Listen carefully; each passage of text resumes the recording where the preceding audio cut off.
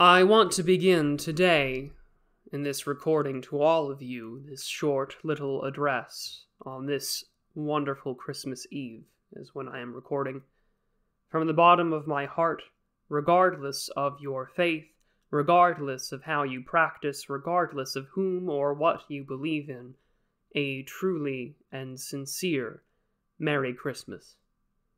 To say that the last 2 years have been difficult, to say that so many of us are in a malaise, both spiritual, mental, and physical, would be quite obvious. We are witnessing the culmination of so many efforts before us to fully realize their own ideals for the erasure of a people, an erasure of culture, an erasure of memory and identity for so many, all calling for the erasure of sovereignty, whether it be of the state or of the individual. For the last half of the 20th century, I think that C.S. Lewis, of all people, was correct, that we have truly witnessed the abolition of man. And now, in the last 30 years, probably since the end of the Soviet Union and the rise of the Internet, and what is known by many as liberal hegemony or the American empire, we have witnessed the atomization of man. Some call it McWorld, some call it being overly online, but there has been a great blending. A blending in which that has come at a great cost for so many, whether it is of culture, whether it is of language, whether it is your own identity and what you believe to be a part of your sense of self. Many of us, of course, have been cursed to have been born in this atomized hellscape, where so many only have a sense of purpose, a sense of identity, and a sense to carry on in this world only by clicking of keys, the scanning of screens, and constantly tapping on one's delightful little torture chamber tucked away inside their pants pocket. And in doing so, so many of us forget about what is right in front of us. As I had mentioned earlier, regardless of your faith, I do think that there is a great deal of importance when we talk about community. For many of us in the West, that sense of community comes from our churches. It comes from having conversations with fellow adherents to our faith. And many now wander aimlessly, trying to find that sense of community online, and oftentimes it is their only place of refuge. Whether because in the last 2 years they have lost access to family and friends due to the indoctrination of fear-imposed lockdowns by governments, or simply because they have become entirely alienated while those around them simply reveal an Aristotelian mindset, the mindset of a slave.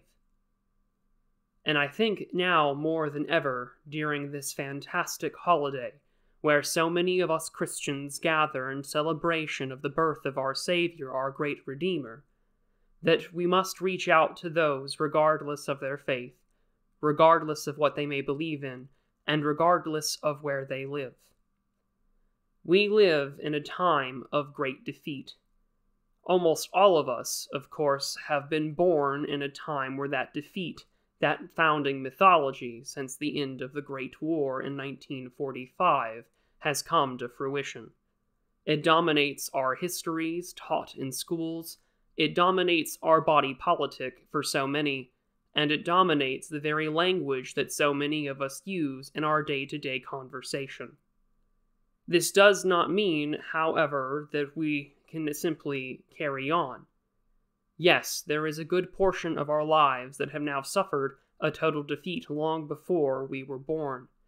A time where honor was insatiable, a time where men were men to look at the world upon them and make it what they will. Where now so many youth today in 2021 in the West simply look for the ideas of being something nothing more than a narcissistic influencer.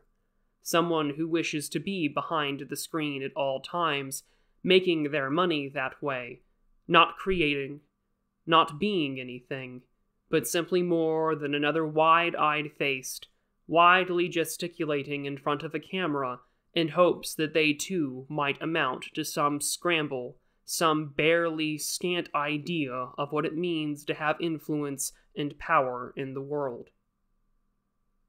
And despite these depressing times, where we have witnessed the defeat of various cultures, languages, and ideas, the first step, of course, with any problem is recognizing that there is one. And I believe that in these great times, we can now orient ourselves and wake up and smell the roses, the ashes, the coffee beans, and maybe recognize about what needs to be done.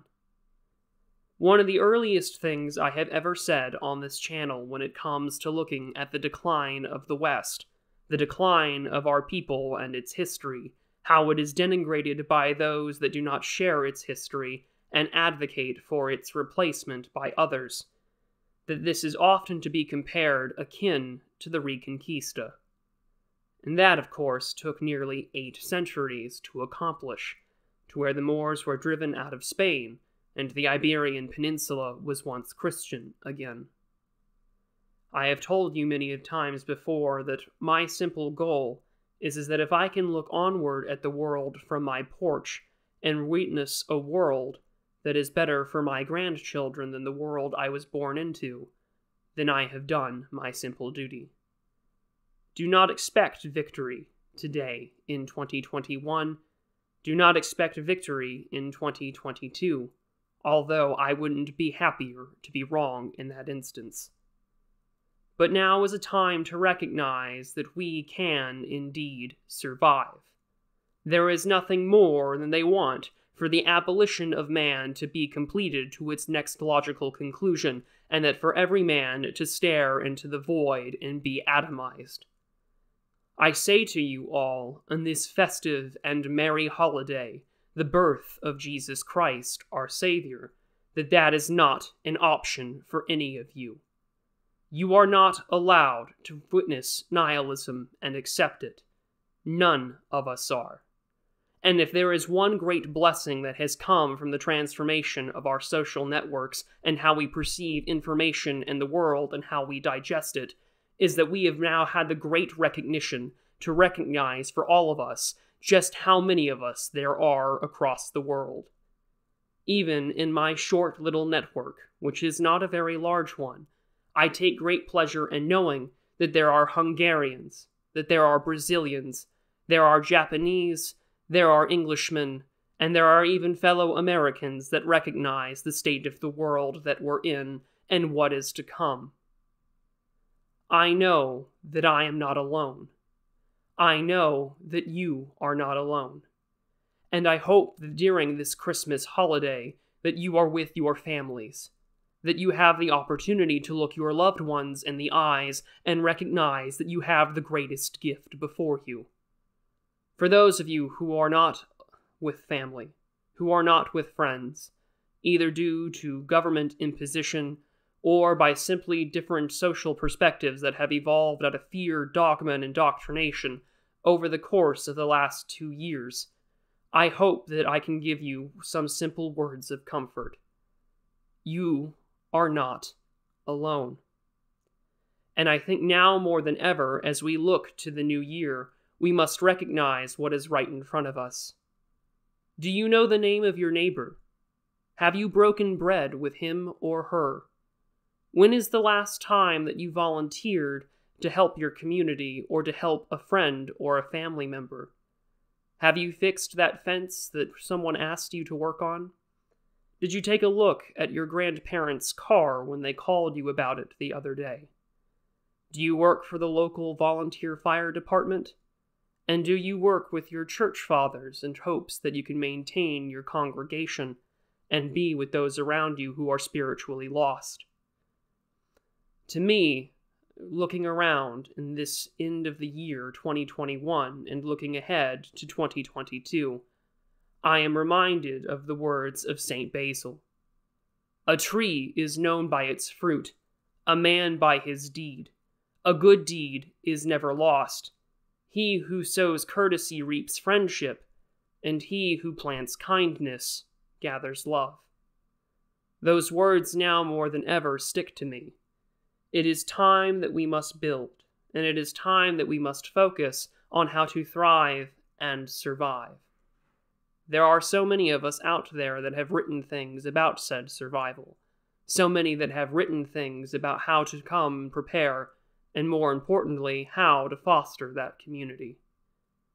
I may not have all of the answers.